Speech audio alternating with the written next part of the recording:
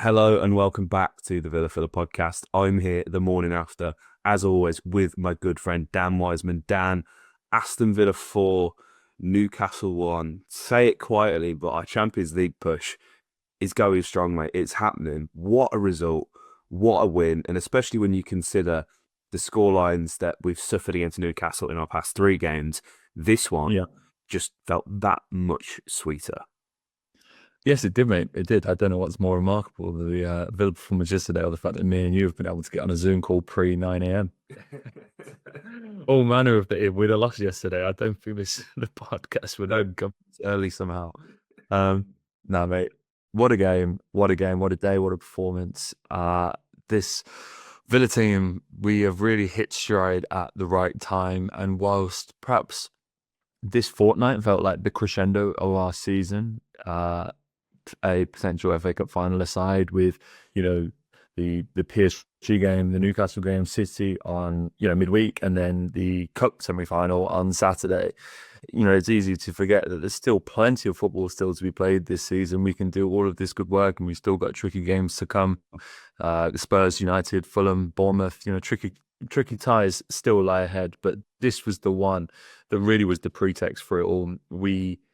It felt harsh to say it, and perhaps not something that we wanted to admit after the PSG game, but this really was a must-win. And to be honest with you, you kind of look at the game midweek, and it kind of feels like it's a very similar kind of tie, in that if we really want to give ourselves the best chance and perhaps afford ourselves, drop 2 points here or draw there before the end of the season, you probably do have to be going and getting a result in both of these games. And the way that we've done it in this first one is so resounding, so impressive. Right from the get-go, we were just fantastic. And yet, you're absolutely right, mate.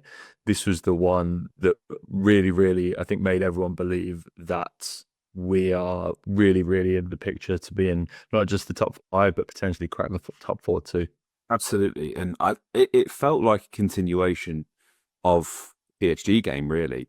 We start with that intensity, we get the goal early on. And I was thinking that the manner in which the goal is scored, obviously it's a massive deflection. Ollie gets the goal. He's now equaled Gabby's Premier League scoring record, which is remarkable considering he's been here, what, 3-4 seasons. I think the fact that it was a deflected goal, it kind of, I don't know, like, tell me if I'm wrong in the comments, guys, but because we didn't, like, we've done this before. I think the Forest game was the first thing that came to my mind after we scored this goal, because I thought, God, we scored too early on. We sort of rested on our laurels a bit, and we really let Forest back into that game. We didn't score. It was a deflection. It was a scrappy goal, somewhat. It wasn't like this perfect goal. Obviously, it was within the first minute, so unbelievable. But there was that tenacity and that attitude to keep trying and getting more. And the fact that we'd got Newcastle so early on, but again, it wasn't like we'd created the perfect goal and there was nothing Newcastle could do about it. The fact that it came in off, I think it was it Shah that it deflected off, mate. The fact that it was almost self-inflicted to a degree, right? That kind of made me think it's going to be our day today. It has to be our day. Things are going our way, and I'm glad that the goal got given to Ollie, because I mean, obviously the shot was on target, so rightfully so. But him equaling that record was absolutely great. I thought he was brilliant in this game. I, if I'm being honest, I think I would have probably, before the game, and I think we both said this ourselves in the last podcast, mate, started Marcus Rashford. But it's, again, the rotation isn't a bad problem at all. This is something that we will absolutely take. And especially when, Ollie after the game seemed really upset that he didn't feature much in either of the PSG games. And if you can channel that anger into productivity and do that within 30 seconds, it's only going to benefit us, right? Mate, absolutely. He seemed to do it in a really, really good way. I think it was definitely a quite smart play to let the public know that he was disappointed with that, but did so very respectfully. Didn't say, didn't kind of direct any of the frustrations at Rashford, or necessarily, kind of backed it very quickly with saying, but the manager made the decision. I'm going to respect that. He's not one of the types of players that's going to kick up a fuss. Just got on with the task at hand. But yeah, I mean, understandably, I think we all were not necessarily surprised that Rashford got the nod. But both you and I came on this podcast after the Southampton game, mate, and went, Ollie Watkins, you've probably just earned yourself a start. And so when he didn't feature and, only got the kind of 20 minutes combined over the two games, that was a bit of a surprise. But I'm a firm believer that in football, you make your own luck. And as you say, mate, that kind of frustration, he definitely channeled it into productivity, as you say, because, you look at the first goal, it's the ball that goes kind of over the top to try and pick him out to begin with. It's Tonali that picks it up. He's in the corner. And it's Watkins that's applying the pressure. He makes a really deep run from the halfway line, out to pressure with Tonali, right into the corner flag. In the end, Tonali can only play this kind of like hooked pass, kind of semi-upfield. It falls straight at the feet of Tielemans. And the goal is really, really interesting. And perhaps nothing demonstrates Watkins' hunger than this, because Tielemans slides the ball in behind the back line. And it's a ball in for Marcus Rashford. For Marco Asensio, sorry. I'm almost certain of it. Asensio makes this run. Tielemans tries to pick him out, but Ollie cuts him from the wing where he's just been with Tonali near the corner flag. Basically takes it off Asensio, cuts inside of Fabian Schär, as you say, and the deflection bubbles in over the keeper. And so to the untrained eye, it's going to look like a very lucky goal. But, Ali has crafted almost that entire situation out for himself. And deserves the look of the green. It wasn't a historic goal by any means in terms of the finish, but what it means for him in terms of our all-time Premier League top scorers, it looks almost certain that he'll now cross that bridge this season and become our outright top scorer in the Premier League, which is absolutely fantastic. I'm sure all of Villa Park is willing him on to do that. But no, I firmly believe that, that he crafts that one out for himself. And whilst it's not the prettiest, it's the Ollie Watkins experience in a nutshell. It's all about hard work, endeavour, crafting out opportunities for himself. We didn't necessarily know it, that goal that came after 45 seconds or whatever it was, but it was the goal that, our start deserved, really, because, he cracks the crossbar not long after with what would, if that was the goal that put him out in front of Gabby, that would have been incredible. Where he kind of goes on that mazy solo dribble, cracks it off the inner side of the crossbar. He then obviously hits the post with a header later on. And so we had kind of chances galore. And so we probably didn't score as many as we perhaps deserved in the first half, but getting that early one was really, really important. Yeah, absolutely, mate. Absolutely. Because did we revert to type here, mate? Was the Fabian Schär goal their first shot on target again? Was it even on target? I mean, it comes off Emmy's leg. Ooh, that's a very good point. I don't recall Newcastle having very many attempts at all. They were all shapes. And obviously only 17 minutes after the first goal. Yeah. It's a frustrating one to concede. And when you look at how Villa have conceded goals this season, it's teams getting balls out wide, putting them back into the box.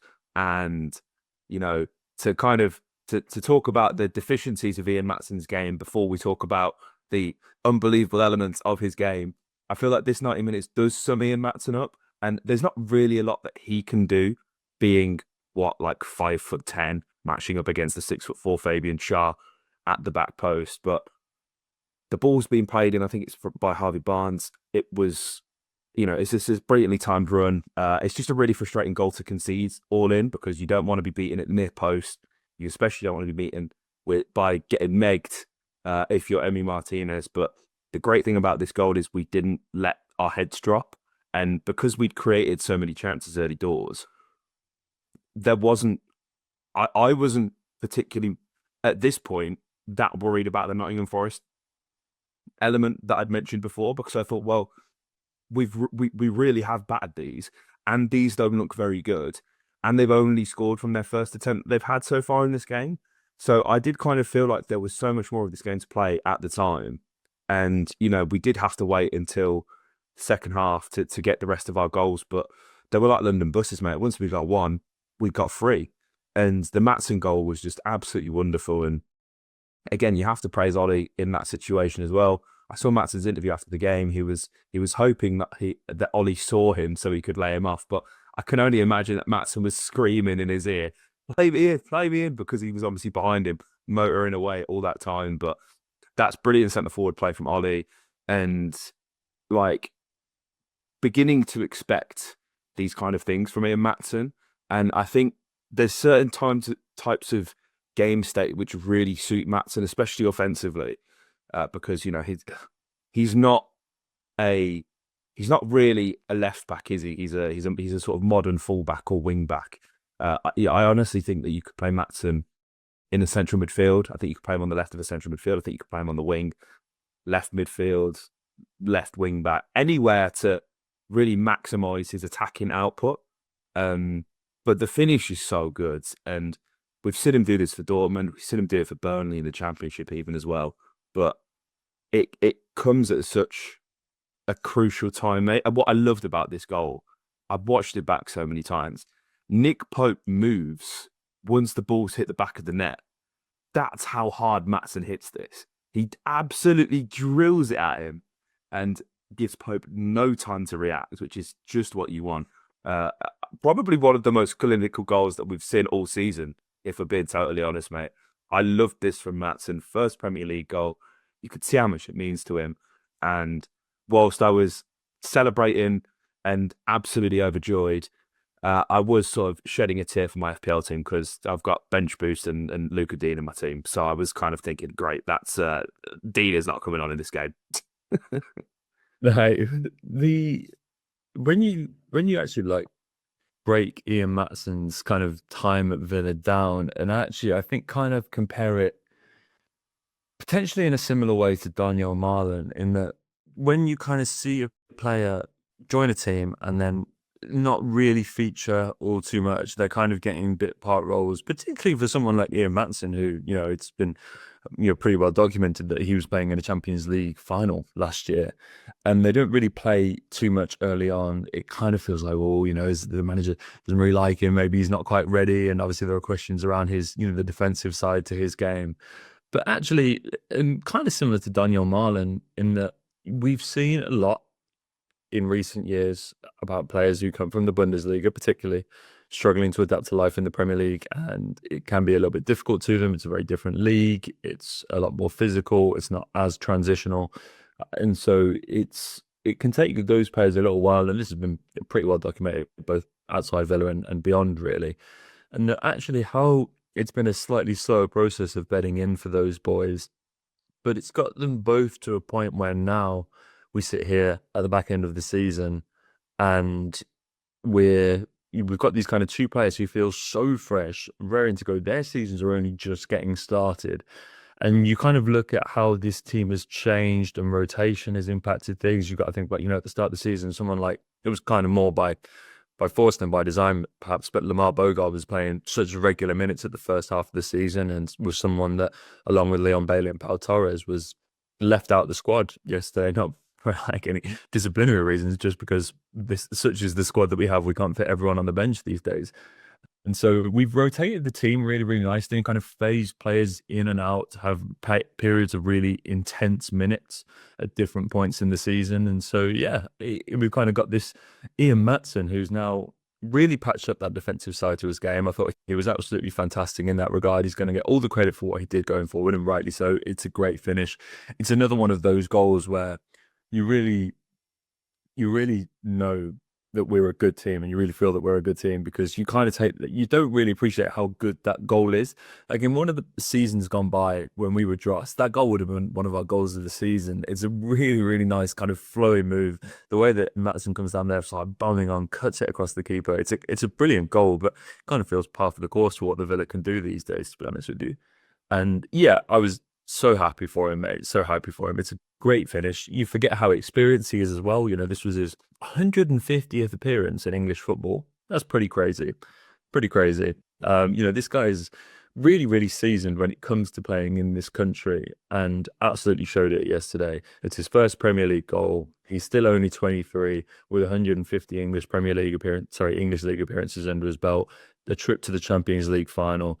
This kid is like really, really starting to show that, you know, when we signed him, this was one of the best, like, kind of up and coming left backs in world football. I think now we're really, really starting to see it. What will be interesting, I think, is which fullback gets the nubs against City midweek. Yeah, because I think that's what confused me with the lineup, considering how the games are falling.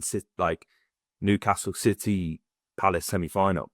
You would assume, as has been the case for the whole season, that Luca Dean is the starting left back, but like, I mean, at least the way that this is playing, you would give Dean the City game and then Maatsen the semi-final. So it's interesting, and I think that there's a lot of potential mind games going to be at play with this Man City game as well, mate. Because obviously knocking on wood, hopefully the semi-final does go well, and I don't want to tempt fate at all, but it looks like it could be a Villa City final if we win, and obviously if they beat Forest. So playing each other so closely to that final is going to certainly cause a lot of interesting selection choices. I think for both teams, we know how Pep Guardiola does like to rotate and keep himself on his own toes, really. But yeah, Maatsen, unbelievable. And 9 minutes later, I mean, talk about impacts. JJ, I think I said the other week, earlier in the week, sorry, I was disappointed with Unai's subs. I think we lost all the momentum in that PSG game with them. And I wanted to see more from JJ in that PSG game. And he brought the energy straight away. Him and Amadou were just genius subs at the right time, brought exactly what we needed. I think they both, Amadou and JJ, both possess qualities that I don't think we had in the midfield. I know JJ was playing a bit further up, but when you look at that midfield three of Tonali, of Bruno Guimaraes, and of Joe Linton, it's so strong, it's so quick, very effective passes, and obviously we had our midfield of Kamara, Tillemans, and McGinn. They were the sort of three that were playing central. Rodgers did come centrally at times as well, but I thought the one thing that we lacked that they also didn't have was just a runner, just somebody who's direct, because Morgs obviously is that kind of outlet, but he has to go left, right, take it round players, and it's beautiful. And he did that so many times in the game, which was wonderful. But there's just something about JJ with the ball at his feet, gets his head down and just gets to the byline in no time. There's no messing about with JJ. And he does that, puts himself in a wonderful position. I was convinced that Tillemans had scored the best back heel ever, mate. I thought that this was the craziest goal ever. I was screaming. I know what you mean. And I know. it comes off Dan Bird. It comes I was losing my mind, and my dad was like, "It's a Dan Burno goal, shut up." I'm like, "No, like Tillemans just scored. Tillemans just won the Puskás Award, Dad. What are you talking about? Tillemans just scored the greatest goal I've ever seen." And I should have known when Villa Park, the stadium announcer didn't say who scored the goal, and that it was just a goal, and then we played on that it was a Dan Burno goal. But I had to wait till match of the day and watch the highlights when we got back from the game last night. But that was wonderful. Love JJ for that. And Amadou Onana, mate, this might be the Puskás goal. This, it's the goal that everybody dreams of scoring. Ball just falls to you on the edge of the box and you just pick your place. And it falls so perfectly in the top bins. But I wanted to talk about the build-up to this goal because Morgan Rogers almost scores another goal of the season here, doesn't he? Yeah. It's beautiful. The way Maisie dribble, sits down. I can't even remember if it was Burn or Cher. Gets his shot off at Pope. There was a few shots that we had specifically in the second half during this sort of 10 or 15 minute period where Villa could have won this game 5, 6, 7, even 8, but they were just sort of pathetic, feeble shots that ended up going straight to Pope. But obviously Pope forces a really good save here. Ball ends up falling out to Amadou. And you could see he was looking in the top left corner and he put it exactly where he was looking. And that, I mean, as I say, everybody dreams of scoring that goal, whether you're down the park or doing whatever. We've all tried that. We've all attempted it. And for Amadou to do that a few minutes after coming on, I just love him because I feel like as well with Amadou, he's come under a bit of unfair stick when it comes to both ability and availability, right? But I would say over the past 3 weeks, not only has he been available, but he's definitely been one of our better players. And I think it's very easy for people to forget. Amadou Onana's 23 years old. Yeah. 23, mate. And this, we're starting to see what he is truly capable of. So, I mean, it's a story as old as time, isn't it? Not even just Villa fans writing off players too early. We've seen it countless times over the past few years. Amadou Onana is going to be a vital player for us, mate, and he proved that yesterday.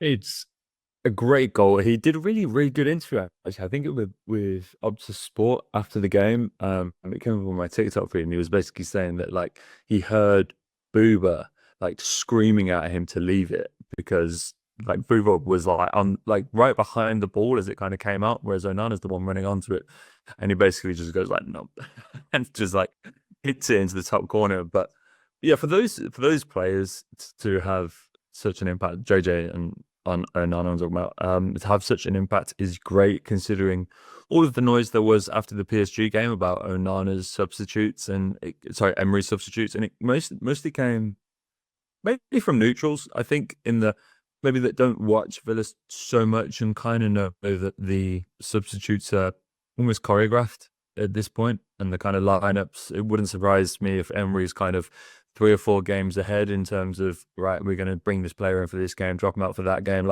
And it feels like players who even they can have like a really, really strong game, like Marcus Rashford did against PSG, and they're not really featuring in this game. But then you kind of imagine that in a very counter-attacking game, as you imagine it will be against City midweek, maybe that's somewhere where, and obviously with the kind of personal history that Marcus Rashford's got with Man City, that's a game that maybe Emery's got his eye on. And as you say, with the open field at Wembley, maybe that's a game for Maatsen, maybe where we're going to have to be a little bit more defendant, like a little bit more kind of defensive, sit in a little bit more, use all the guile and experience we have. Maybe that's a better game for Luca Dean. Like, we'll see when the team comes out. But Unai kind of seems to know exactly, right, you're going to get 60, you're going to play 70, Morgs Tielemans, you're going to give me a full 90, like whatever it is. It's all kind of, it feels pre-planned before the game. It doesn't really feel like we're making too many reactive choices.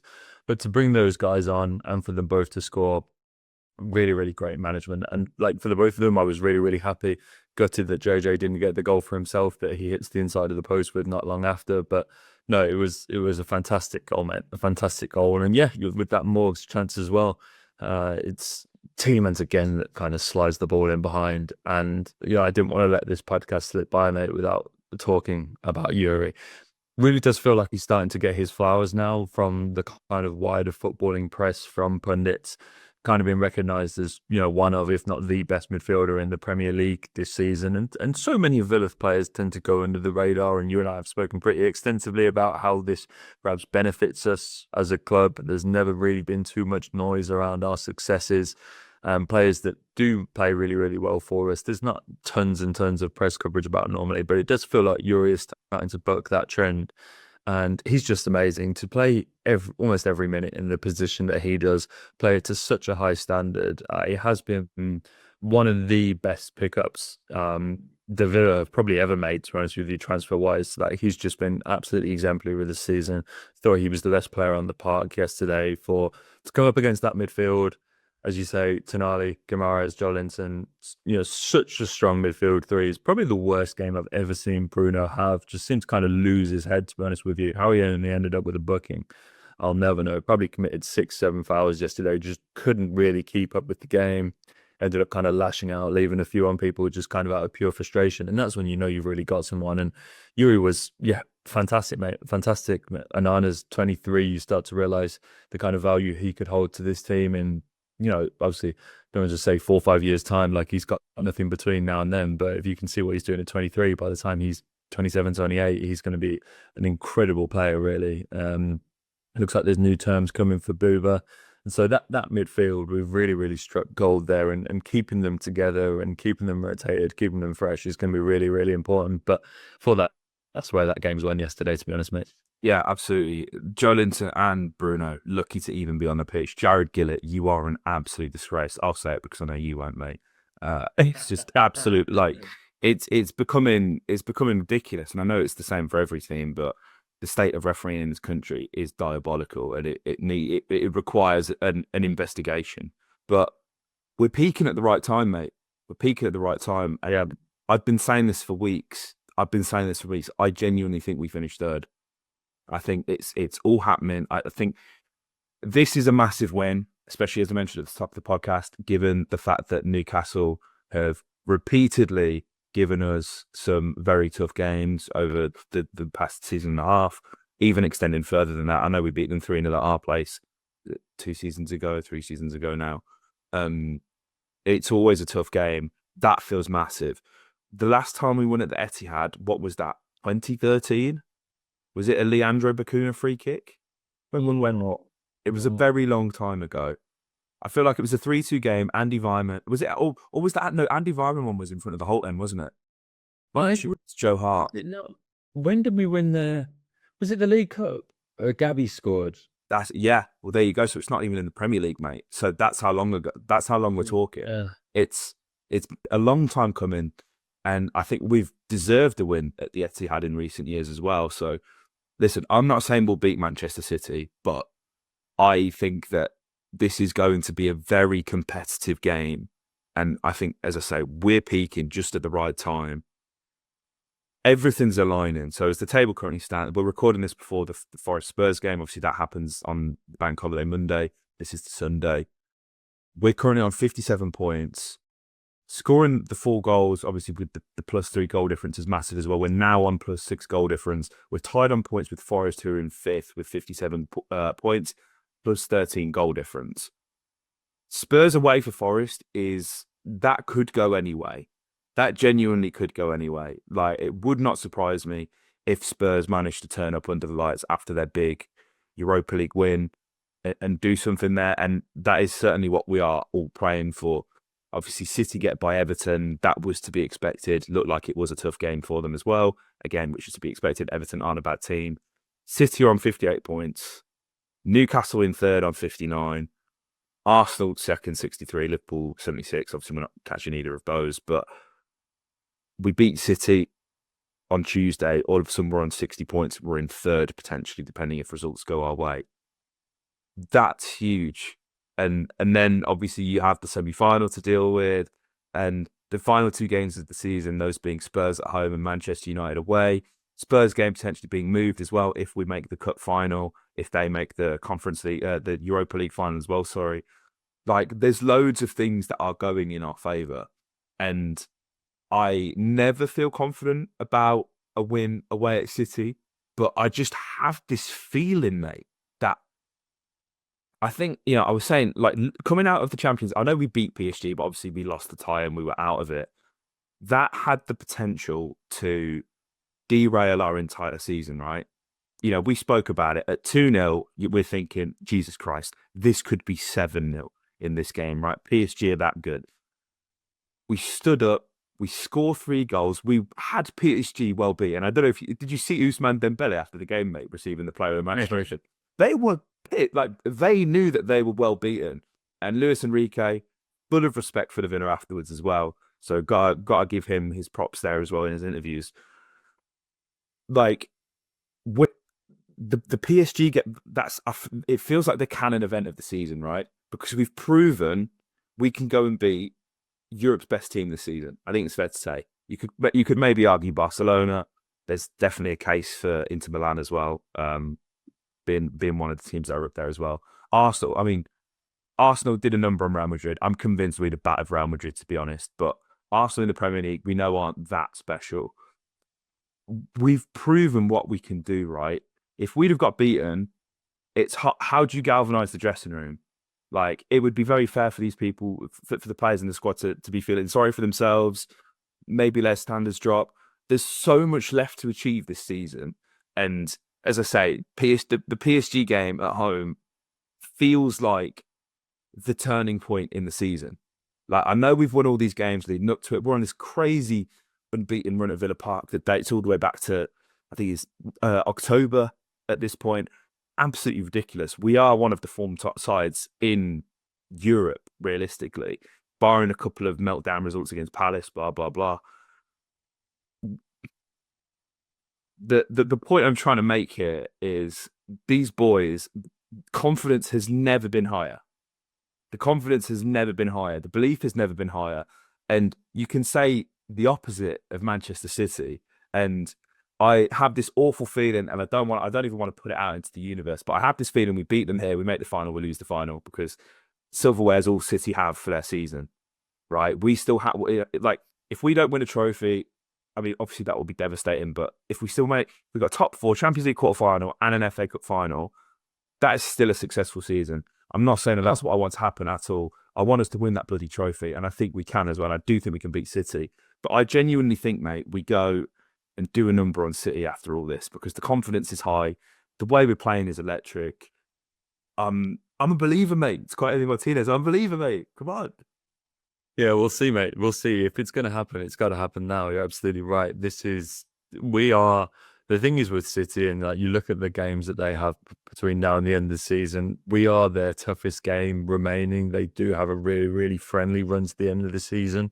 They play us, obviously Forest in the semi-final, Wolves, Southampton, Bournemouth, and Fulham. So it's even kind of by there. I thought the Everton game as well was a potential banana skin. They didn't look great against Everton, to be honest with you. Like the scoreline flatters them, to be honest, made it look a lot more comfortable than they were. They looked really, really devoid of ideas for a large portion of that game. And so they are, it's now has to be the time, really. Yeah, I did, whilst you were talking, I did check the last time we beat Man City, and it was, 25th of September 2012, third round of the League Cup, 4-2.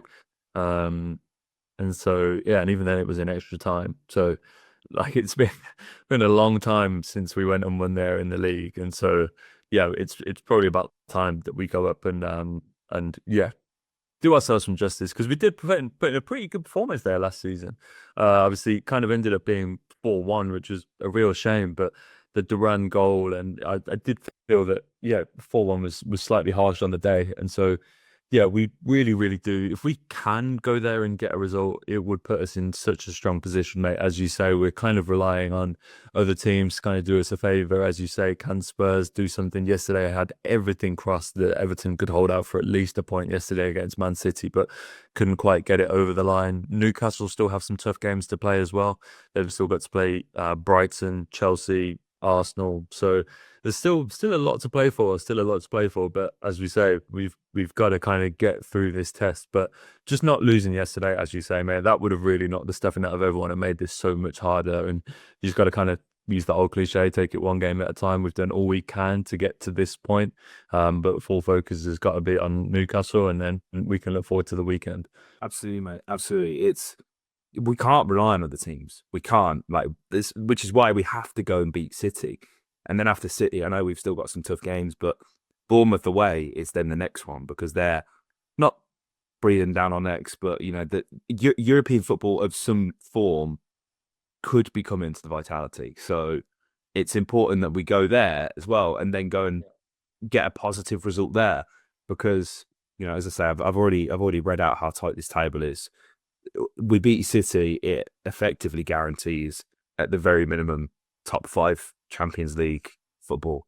But as I say, we could even finish third, which is it's unbelievable to say what a season it's been. And yeah, we'll be back probably at some point on Wednesday after the City game to debrief that. Looking forward to seeing you there, mate, as always. Yes. And let's just go and bloody do it, guys. Make sure you subscribed if you enjoyed. Comment your thoughts below, and like the video if you haven't. Up the Villa.